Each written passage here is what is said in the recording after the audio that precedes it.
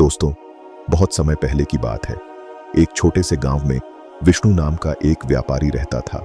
उम्र लगभग 85 के करीब थी, पर चेहरा उसकी मेहनत और संघर्ष की कहानी खुद ही बयां करता था। उसकी दुकान गांव के बीचों बीच थी, लेकिन बिक्री नाम मात्र की ही होती थी। विष्णु ने कई बार अलग अलग व्यवसायों में हाथ आजमाया, लेकिन हर बार असफलता ही हाथ लगी। पहले उसने कपड़ों का व्यापार शुरू किया, लेकिन उधारी में दिए गए पैसे कभी वापस नहीं आए। फिर उसने अनाज का व्यापार शुरू किया, लेकिन फसल खराब होने की वजह से भारी नुकसान उठाना पड़ा। अंत में वह एक छोटी सी किराने की दुकान चलाने लगा, लेकिन वहां भी हालात कुछ खास नहीं थे। गांव वाले उसे ताने मारते, अरे विष्णु, तेरा तो नाम ही विफलता हो गया है, कितने धंधे बदल चुका, पर हाथ में कुछ आया क्या। यह ताने उसके दिल को छलनी कर देते। लेकिन उससे भी ज्यादा दुख उससे तब होता जब उसकी पत्नी सुमित्रा घर के खर्चे पूरे करने के लिए गहने बेचने की बात करती। विष्णु का एक बेटा था, अंशुल उम्र होगी, करीब 17 से 18 साल, पढ़ाई में बस ठीक ठाक ही था। स्कूल में ना तो वह बहुत तेज था ही, सबसे पीछे, लेकिन उसे अपने घर की हालत देखकर चिंता होती थी। अंशुल रोज देखता कि उसके पिता किस तरह परेशान रहते हैं। उनकी आंखों में निराशा साफ झलकती थी। जब भी वह अपनी मां से कुछ मांगता, मां सिर झुका लेती और धीरे से कहती, बेटा अभी नहीं, बाद में लेंगे। अंशुल समझ चुका था कि घर की स्थिति खराब है। उसके पिता की असफलता की वजह से उनका सम्मान भी कम हो गया था। वह देखता था कि गांव के लोग अब उसके पिता को गंभीरता से नहीं लेते। एक दिन जब गांव के कुछ लोग उसके पिता का मजाक उड़ा रहे थे, अंशुल से सहन नहीं हुआ। वह उनके पास गया और गुस्से में बोला, मेरे पिता का मजाक उड़ाने से तुम्हारी तरक्की नहीं होगी। गांव वाले हंस पड़े, अरे ये लड़का भी अपने बाप जैसा निकलेगा, चल चल यहां से। उस दिन अंशुल ने मन ही मन ठान लिया कि वह अपने पिता की किस्मत बदलेगा। अंशुल ने पिता के पास जाकर कहा, बाबा मैं भी व्यापार करना चाहता हूं। विष्णु ने हैरानी से देखा और कहा, बेटा व्यापार हमारे बस का नहीं।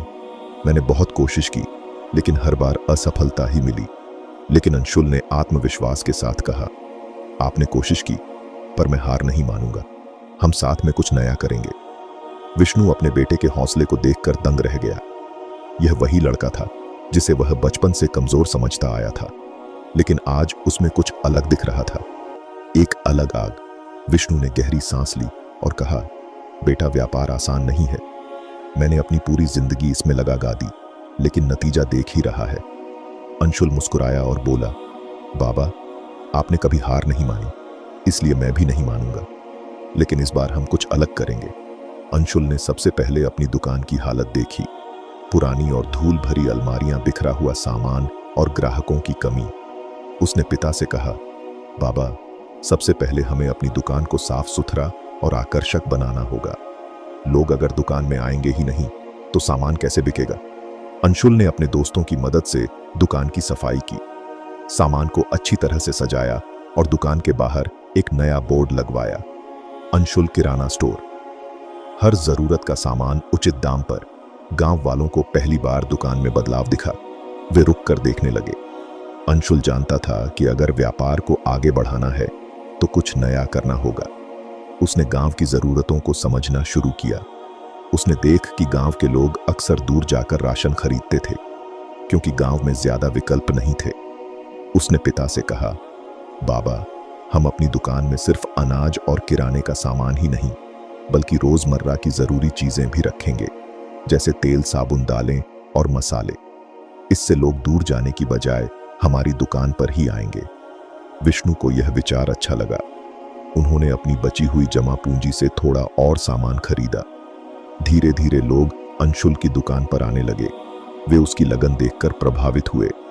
वह हर ग्राहक को सम्मान से बात करता, उन्हें अच्छी सर्विस देता और उधारी देने के बजाय छोटे छोटे डिस्काउंट देकर ग्राहकों को लुभाने लगा। एक दिन गांव के एक बुजुर्ग आए और बोले, बेटा पहली बार तुम्हारे पिता की दुकान पर आ रहा हूं, बहुत अच्छा कर रहे हो। यह सुनकर विष्णु की आंखों में खुशी के आंसू आ गए। पहली बार किसी ने उसकी दुकान की तारीफ की थी, लेकिन सफलता इतनी जल्दी नहीं मिलती। एक दिन जब अंशुल और विष्णु दुकान पर बैठे थे तो एक ग्राहक आया और गुस्से में बोला, तुम्हारे पास सामान महंगा है, दूसरे गांव में सस्ता मिलता है। अंशुल को समझ आया कि अब उसे अपनी रणनीति और मजबूत करनी होगी। उसने अपने पिता से कहा, बाबा, हमें थोक में सामान लाकर कम दाम में बेचना होगा ताकि लोग यहीं से खरीदें। विष्णु डर गए। बेटा, अगर घाटा हो गया तो? अंशुल ने मुस्कुराकर कहा, अगर कोशिश नहीं की तो घाटा ही घाटा रहेगा। अंशुल ने कुछ और गांवों के थोक विक्रेताओं से संपर्क किया और सस्ते दामों पर सामान लाने लगा। अब उसकी दुकान पर सामान सस्ता और अच्छा मिलने लगा। धीरे धीरे गांव के लोग उसी की दुकान से खरीदारी करने लगे। गांव के एक बड़े व्यापारी को यह पसंद नहीं आया। उसने विष्णु को धमकाया, तुम्हारा बेटा ज्यादा चालाक बन रहा है, ज्यादा उड़ने की कोशिश मत करो। लेकिन इस बार विष्णु डरे नहीं। उसने गर्व से अपने बेटे की ओर देखा और कहा, अगर मेरा बेटा मेहनत कर रहा है तो उसे उड़ने से कोई नहीं रोक सकता। विष्णु के यह शब्द सुनकर गांव के लोग भी चौंक गए। जो व्यक्ति हमेशा हार मांगकर बैठ जाता था, आज अपने बेटे की सफलता पर गर्व कर रहा था। अंशुल ने गांव में एक नई लहर पैदा कर दी थी। उसकी दुकान अब सिर्फ एक दुकान नहीं, बल्कि गांव के लोगों की जरूरतों का केंद्र बन गई थी। लोग उसकी ईमानदारी, मेहनत और नई सोच से प्रभावित थे। लेकिन अभी भी एक बड़ी चुनौती बाकी थी, उस कर्ज को चुकाना जिसने उसके पिता को सालों तक कमजोर बनाए रखा था। अंशुल जानता था कि अगर उन्हें पूरी तरह से सफल होना है तो सबसे पहले पिता के सिर से कर्ज का बोझ हटाना होगा। उसने पिता के साथ बैठकर हिसाब लगाया। कुल मिलाकर 15,000 का कर्ज था, जो आज के समय में बहुत बड़ी रकम थी। अंशुल ने गहरी सांस ली और कहा, बाबा, हमें कम समय में ज्यादा लाभ कमाने के लिए कोई और रास्ता निकालना होगा।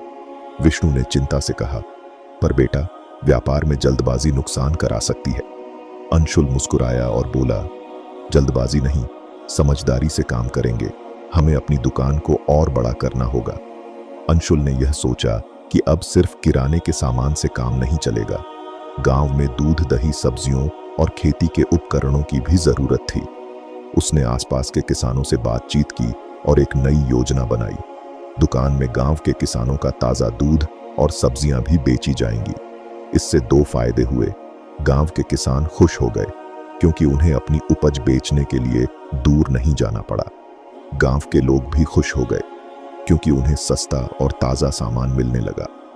धीरे धीरे उनकी दुकान पर भीड़ बढ़ने लगी। अब गांव के लोग सिर्फ राशन ही नहीं, बल्कि ताजी सब्जियां और दूध भी लेने आने लगे। उनकी बिक्री पहले से दोगुनी हो गई। कुछ महीनों की मेहनत के बाद अंशुल के पास पहली बार इतनी बड़ी रकम आई कि वह कर्ज की पहली किश्त चुका सकता था। वह पिता को लेकर महाजन के पास गया। महाजन ने हंसते हुए कहा, विष्णु, मुझे लगा था कि तुम कभी यह कर्ज नहीं चुका पाओगे। लेकिन जब अंशुल ने पहली किश्त दी तो महाजन चौंक गया। उसने विष्णु की तरफ देखा और कहा, तुम्हारा बेटा वाकई समझदार निकला। विष्णु की आंखों में खुशी के आंसू थे। उसने अपने बेटे को गले लगाया और कहा, बेटा, आज तूने मेरी किस्मत बदल दी। अंशुल और विष्णु ने अपनी दुकान को और भी बड़ा किया। अब वे दूसरे गांवों में भी सामान बेचने लगे।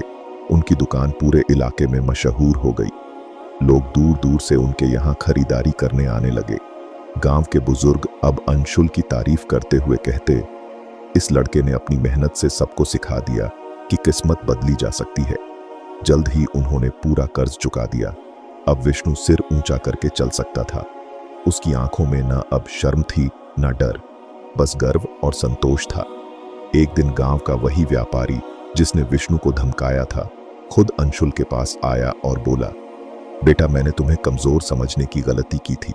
सच कहूं तो तुमने सबको सिखा दिया कि असफलता ही सफलता की पहली सीढ़ी होती है।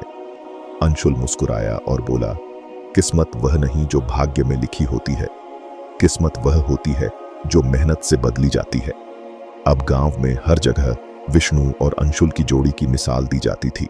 उनकी दुकान एक साधारण दुकान से एक बड़े व्यापार में बदल गई थी। गांव के लोग उनकी कहानी दूसरों को सुनाते और कहते, अगर किसी के पास सच्ची लग और मेहनत हो तो किस्मत बदलना कोई मुश्किल काम नहीं दोस्तों। असफलता का मतलब हार नहीं होती, पिता का साथ देना ही असली सेवा होती है। मेहनत और सही सोच से किस्मत बदली जा सकती है दोस्तों। इस कहानी से हमें यह महत्वपूर्ण सीख मिलती है कि किस्मत कोई पहले से तय की गई चीज नहीं होती, बल्कि मेहनत, धैर्य और सही सोच से इसे बदला जा सकता है। विष्णु जो जीवन में कई बार असफल हुआ, उसने जब अपने बेटे अंशुल का साथ दिया तो उसका पूरा जीवन बदल गया। यह हमें यह समझाता है कि परिस्थितियां चाहे कितनी भी मुश्किल क्यों ना हो, अगर हम हार मान ले तो असफलता स्थायी बन जाती है, लेकिन अगर हम डटकर सामना करें तो वही असफलता सफलता का पहला कदम बन सकती है। अंशुल ने हमें सिखाया कि बदलाव सोच से शुरू होता है। उसने देखा कि उसकी दुकान में कमी क्या है, गांव के लोगों की जरूरतें क्या हैं और कैसे व्यापार को सही दिशा में बढ़ाया जा सकता है। उसने पुराने तरीकों को छोड़कर नए विचारों को अपनाया और धीरे धीरे अपने पिता की किस्मत बदल दी। यह हमें यह सिखाता है कि अगर हमें सफलता पानी है तो हमें केवल मेहनत ही नहीं बल्कि सही दिशा में मेहनत करनी होगी। इस कहानी का एक और महत्वपूर्ण संदेश यह है कि परिवार का साथ और समर्थन सबसे बड़ी ताकत होती है। विष्णु की असफलता ने उसे कमजोर बना दिया था, लेकिन जब उसका बेटा उसके साथ खड़ा हुआ तो वह फिर से लड़ने के लिए तैयार हो गया। किसी भी मुश्किल घड़ी में अगर परिवार साथ हो तो हर कठिनाई आसान लगने लगती है। अंत में यह कहानी हमें यह भी बताती है कि समाज का डर और लोगों की बातें हमें रोक नहीं सकती। जब अंशुल ने अपने पिता के व्यापार को संभालने का फैसला किया तो लोग उसका मजाक उड़ाते थे, लेकिन उसने उनकी परवाह नहीं की। अगर हम दुनिया की नकारात्मक बातों को अन्न सुनाकर अपने लक्ष्य पर ध्यान दें तो सफलता निश्चित है दोस्तों। किस्मत मेहनत से बदलती है, भाग्य से नहीं। असफलता से सीखें, लेकिन उससे हार न मानें। बदलाव के लिए सही सोच और नई रणनीति जरूरी है। परिवार का साथ जीवन में सबसे बड़ी ताकत होती है। दोस्तों, अगर हम इन सीखों को अपने जीवन में अपनाएं तो कोई भी परिस्थिति हमें आगे बढ़ने से नहीं रोक सकती। असली सफलता वही है जो खुद की मेहनत से मिले और दूसरों के लिए प्रेरणा बन जाए। दोस्तों, अगर किस्मत बदलने का रास्ता कहानी ने आपको प्रेरित किया हो और इससे आपको जीवन में कुछ नया सीखने को मिला हो तो कृपया इस वीडियो को लाइक करें